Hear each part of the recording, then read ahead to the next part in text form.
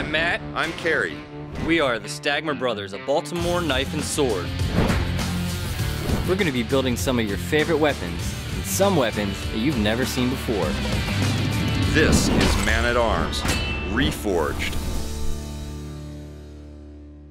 We're really excited to be doing another League of Legends build. This time, we're going to be doing Diana's evil Crescent blade.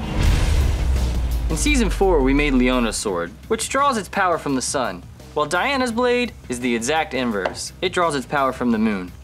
Our brother was the lead software engineer for the L-Cross mission that was actually crashed into the moon. Kerry and I's name, along with his, were engraved on the inside panel of that satellite, so I think we're the only swordsmiths on the planet that can claim that our name is on the moon. The inspiration behind Diana's Crescent blade is obviously a traditional Egyptian khopesh. This is a lot different though, not only in the aggressive look of it, but in the sheer size of the overall piece. It's all solid steel. It's going to be a huge, really hard to wield blade. It's going to be a big challenge forging that shape from one solid piece, but I think we're up to the task and it's time to get it going.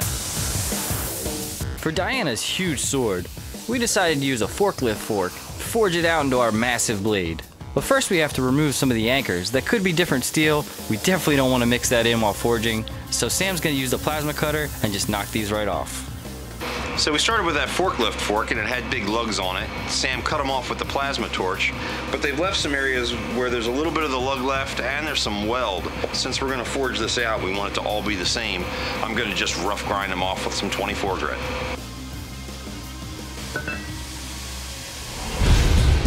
To take the 90-degree bend out of the forklift fork, Ilya and Matt bring it up to temperature in the forge and straighten it in the hydraulic press. At this point, we got rid of the obnoxious bend. Now, all we have to do is make it a bit broader, quite a bit longer, then we can lay out our blade pattern and begin the real forging.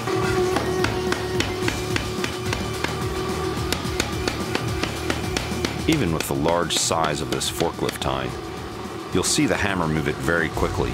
Ilya is going to really move this metal quite a bit. He's going to drive it down to thin it to give himself some width. He's going to be punching, cutting, and forming the entire piece.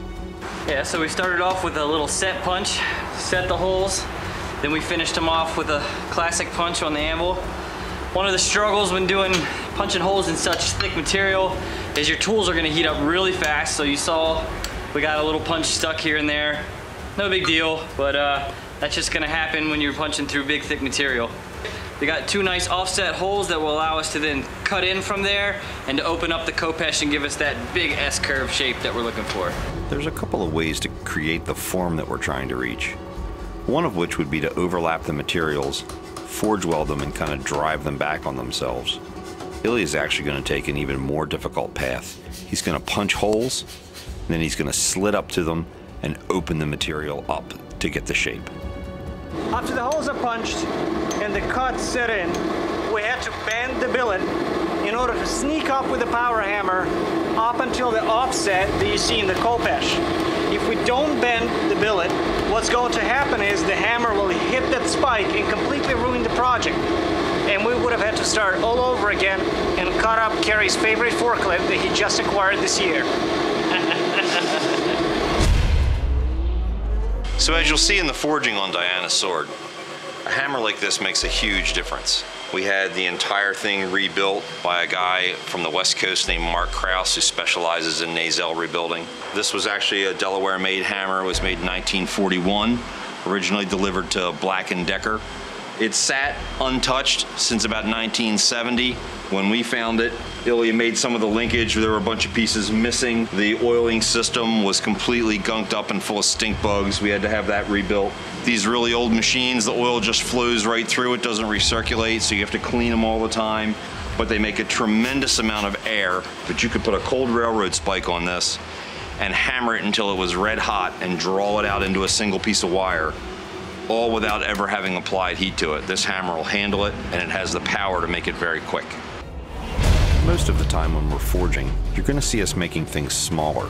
In this case, we go to the hammer and drive the material back on itself, thickening it as it gets narrowed down the section.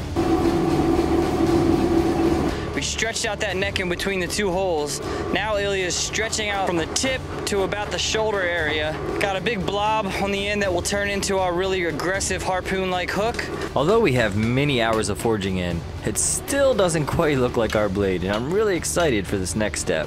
It's gonna start the offset. We're gonna clamp the blade with the fly press, and then Ilya is gonna strike onto a tool as I hold it to really start bending that S curve in that we need.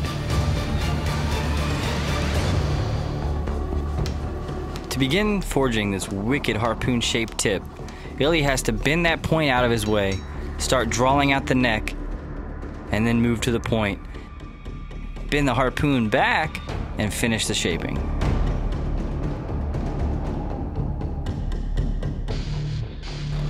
The last bit of forging we have to do on this crescent blade is making that moon-shaped pommel. Ilya moves to the power hammer to draw out the tines, then goes to the anvil to do the final shaping.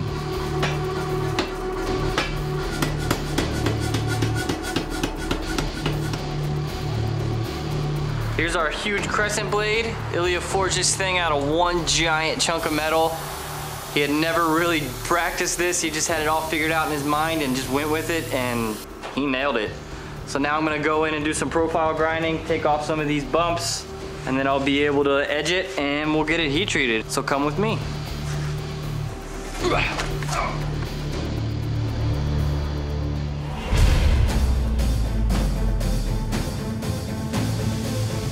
I've ground a lot of really big blades for Man-at-Arms and some that have some really wacky shape, but never one that had the combination of both. With the crazy shape and all the undercuts on this blade, I've had to use almost every sander in the shop to get this done. I've burned through at least $100 worth of sanding belts, and I'm not done yet. When Ilya first finished forging this blade, I couldn't believe how heavy it was. I was really concerned about something this shape coming out of the heat treating. By the time we got it back from rough grinding from Matt, it was much more manageable. So it goes in, comes up to 1500 degrees, and we pull it out carefully and quench it into oil.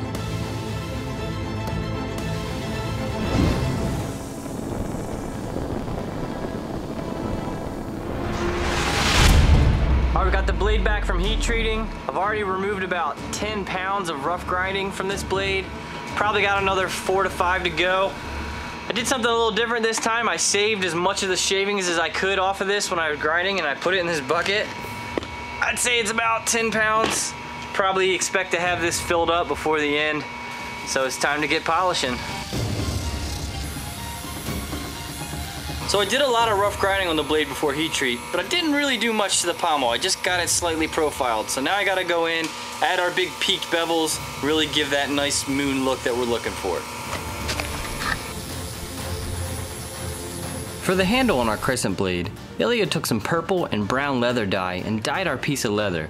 Then, using some rope, we added some risers to the handle, covered it with leather, and then wrapped it with string. John unwraps the string from the handle, revealing our end result. This build had some really intense forging and really allowed us to showcase our new power hammer. We hope you guys liked our efforts because we put a lot into this one. The sun does not reveal truth. Its light only burns and blinds.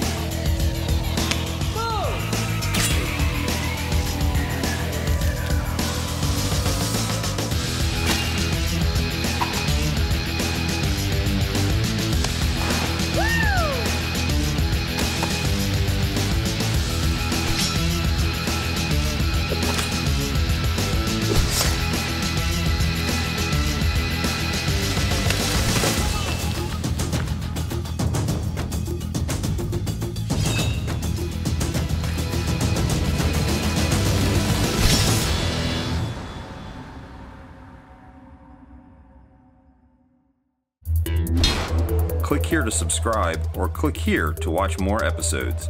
Thanks for watching Man-at-Arms Reforged. We need to know what you want the guys to build, so tell us in the comments below what weapons you want to see next.